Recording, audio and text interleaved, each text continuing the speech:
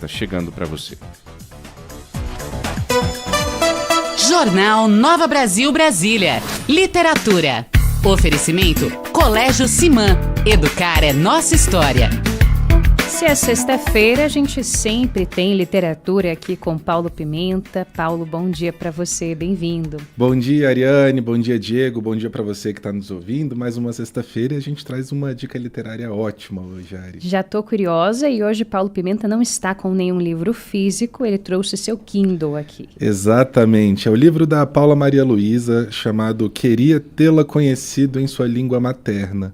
E eu trouxe no Kindle porque o livro está disponível exclusivamente no Kindle e justamente por um preço excelente para todos os nossos ouvintes, para todo mundo que quiser ler, está por R$ 1,99 apenas. Opa. Então, a gente vai entrar nesse assunto mais tarde também, sobre o preço dos livros, mas hoje vim falar sobre esse livro que me pegou de uma forma muito intensa, assim. Quem me apresentou esse livro foi o Giovanni, do perfil de Strava Letra. A gente já falou sobre o livro infantil dele aqui também, e um outro livro que ele escreveu, mas quando ele me mostrou esse livro, eu falei, cara, vou ler, até dezembro eu vou ler. E aí, de repente, eu comecei as primeiras páginas aqui no Kindle e falei, não, já vou levar logo para a rádio. Passou na frente de vários outros que estavam na fila, mas eu queria que a própria Paula falasse um pouquinho sobre esse livro. Bom dia, Paula.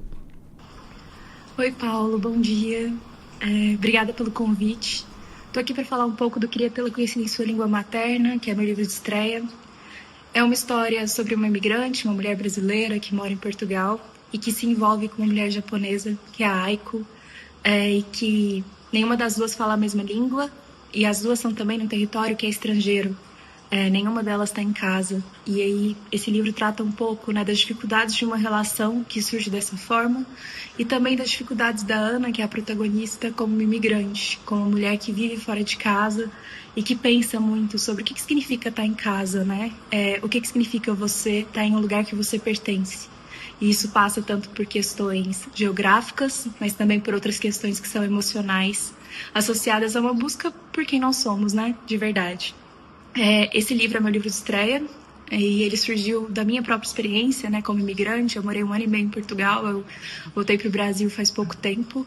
E enfim, é interessante essa barreira linguística que a gente encontra, mesmo falando português, né? É o mesmo português, que é tão parecido, mas que também é tão diferente, em países que têm tanto em comum, mas também tantas diferenças. Então, é um livro que trata um pouco sobre isso. A Ana revisita o seu passado, né? Durante esses pensamentos que ela tem sobre essa nova relação, revisita suas memórias. E é um livro que tem sido bem recebido, assim, né? É a minha publicação de estreia e eu nem esperava que fosse dessa forma. Mas tenho recebido relatos de pessoas que se identificam com diferentes aspectos dessa história. Ora com a relação entre a Ana e a Aiko, né? Nessas línguas diferentes. Ora com o momento de vida que a Ana tá, que é, enfim, uma crise dos 30, né? E ora também a relação de saudade que ela sente da família e outros complexos familiares. É isso, espero que as pessoas gostem desse livro. E obrigada de novo pelo convite. Sensacional. Obrigado, Paula, exatamente. Isso que ela coloca é muito interessante, assim, porque não fica só numa relação amorosa ali, mas a relação dela com os avós, dela com a mãe. Tem ali uma saudade de casa, a ex-namorada que voltou para o Brasil e ela ficou em Portugal. E eu queria ler aqui um trechinho que eu até deixei marcado, para as pessoas entenderem um pouquinho quando ela diz sobre isso. Ela fala o seguinte: pergunto sobre Tóquio, onde ela cresceu. Falo e escuto em inglês. Vez ou outra hesitamos antes de encontrar uma palavra. Repetimos um termo tentando acertar a pronúncia. O que me incomoda quando falo em outra língua é a simplicidade do meu vocabulário. Não tenho anos de sinônimos colecionados e nem a capacidade de construir metáforas como faço em português. Falta ainda a sutileza, o subtexto. Em inglês só sei ser objetiva, direta. Tenho lido mais romances na língua inglesa para ver se consigo navegar melhor nesse outro idioma. Recentemente aprendi que posso falar meekly, que significa mansamente, ao invés de calmly, e eu acho que falar manso não é o mesmo que falar calmamente. Então consigo, assim, dar um pouco mais de sentido ao mundo fora dos muros do português. Falta também paixão. A busca pelas palavras me impede de falar num fluxo contínuo e de pôr para fora meus pensamentos de forma tão crua quanto estão em minha cabeça. Nunca consigo fazer um discurso apaixonado, visceral. Tem sempre uma frieza que ronda minhas palavras. Sensacional. E isso, quando a gente para pensar, é uma coisa que, assim, parece tão óbvia, né? E acaba não tendo essa obviedade toda, assim. Você está numa outra língua, como é que você vai se expressar? As palavras que você usa com seu marido, que o Diego usa com a esposa, não são as mesmas que você falaria com uma pessoa em outra língua. Então, acho que todo mundo que talvez já tenha tido alguma experiência com um gringo ou com uma gringa por aí, você sabe como, não importa o quão fluente você seja na língua, acaba tendo um pouco essa barreira, né? Ela descreveu totalmente. É exatamente assim que eu me sinto. Sempre que eu estou falando em outra língua, seja numa aula ou com alguma pessoa, enfim, em alguma outra situação, eu me sinto até impotente, porque você sabe que dá para... Você gostaria de buscar outras palavras para dizer o que você quer dizer, mas muitas vezes você não consegue, porque não é a sua língua materna. Você não, por mais que você estude, treine, ouça, então dá uma gastura ali. Não é exatamente isso que eu quero falar. Eu não queria ser tão objetiva assim, sim, mas às vezes é o único caminho. Eu achei muito bonita a forma como ela coloca essa relação construída, principalmente por ela contar que tinha saído de um relacionamento, acaba conhecendo a Aiko, e imagina, já seria difícil com uma pessoa de língua inglesa normalmente, mas aí eram duas pessoas que não falavam inglês, tendo que se comunicar em inglês, porque, enfim, a outra falava japonês e ela português aqui no livro. Então, eu achei muito legal.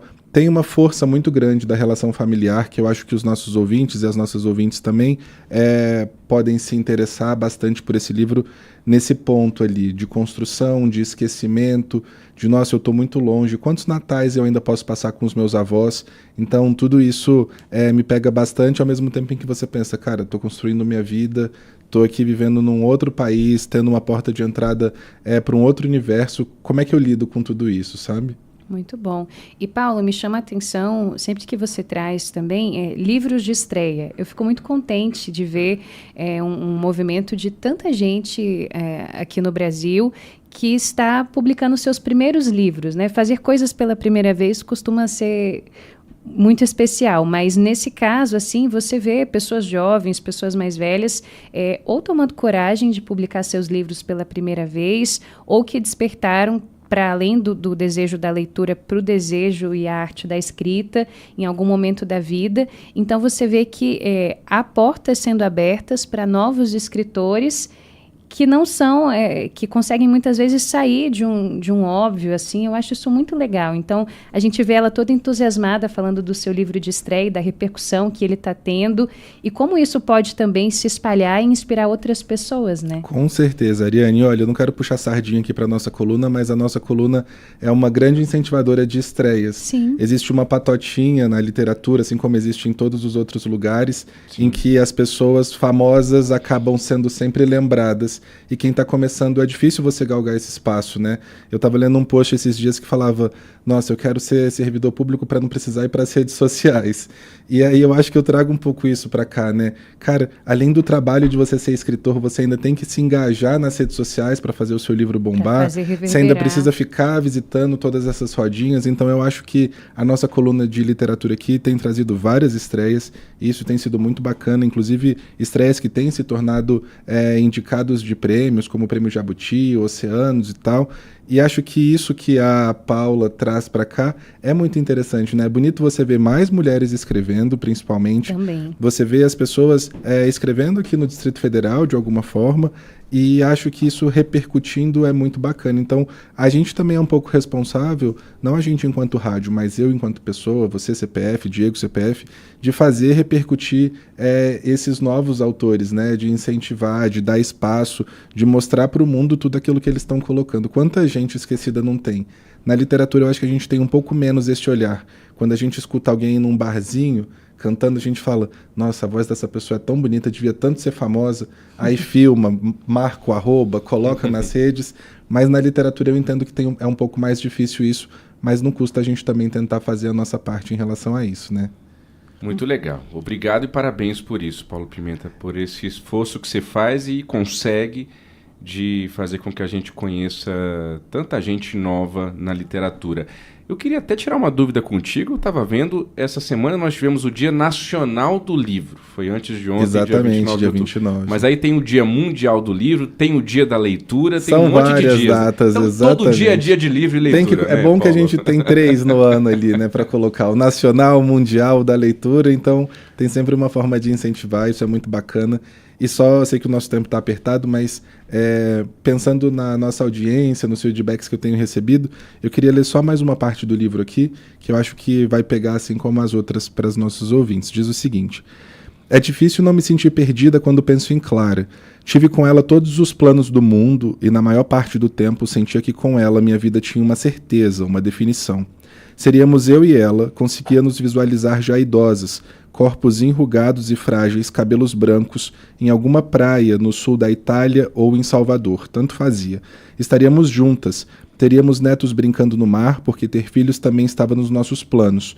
Uma família ao redor da mesa no Natal, visitas nas férias escolares. Seríamos eu e ela, teríamos viajado o mundo, morado em vários países, mesmo que não tivéssemos filhos, teríamos uma a outra. Tanto fazia. Essa era a única certeza. Teríamos tentado fazer tudo o que se pode fazer nessa vida, mas nós terminamos. Não foi falta de amor. Não foi uma incerteza, uma dúvida, uma encruzilhada, e cada uma foi por um caminho.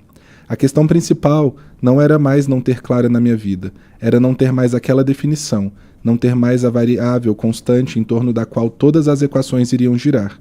Não é a saudade de Clara, é a saudade da certeza, a saudade de pisar em chão estável. Quando ela foi embora, senti que o solo começava a flutuar e que eu não sabia mais me equilibrar. Aqui eu estou, 30 anos, uma carreira que paga as contas, um apartamento alugado, um país estrangeiro, uma namorada que sequer fala minha língua e que não faz ideia de que o meu sonho é escrever, porque eu não quero me apresentar como fracassada que sou. Ainda estou parada na sala. Levanto os olhos para o espelho e me encontro. Acho uma figura patética. Tenho os olhos cansados, tenho os ombros caídos, o moletom enorme, tenho um monte de coturnos, botas, sandálias, mas ultimamente só uso os mesmos tênis. Eu costumava me arrumar mais. Quem é essa figura no espelho? O que foi feito de quem eu era? Eu não vou escrever hoje, eu não vou escrever nunca. E achei muito forte essa escrita da Paula. E é isso, queria deixar para os nossos ouvintes, queria tê-la conhecido na sua língua materna, que é um livraço e que está com muito fácil acesso no Kindle ali, na Amazon. Você pode baixar também, ler no seu celular, ler no seu computador, já que não tem o livro físico, ou então você compra ele, imprime e lê ali direitinho no papel. Muito bem. Paulo Pimenta, obrigada por hoje, pela ótima dica. Até semana que vem. Obrigado, Ari. Obrigado, Diego. Só para finalizar, é que não vai ter outra sexta-feira, dia 31 de outubro, nem tão cedo, mas hoje é o aniversário da minha irmã, minha melhor amiga, beleza. E queria deixar aqui os parabéns para Carla, ela que é a minha pessoa no mundo, e quero desejar tudo de melhor para minha irmã. Um beijo para Carla, beijo que pra Carla. Tão maravilhosa quanto o Paulo Pimenta. E é isso aí, é a linhagem Pimenta. A linhagem Pimenta vem forte. 8 em ponto, não temos tempo para mais nada, mas eu quero a previsão do tempo rapidinho antes da gente encerrar, mas antes disso vamos concluir. Paulo Pimenta. Jornal Nova Brasil Brasília. Literatura. Oferecimento Colégio Simã. Educar é nossa história. Jornal Nova Brasil. E o tempo?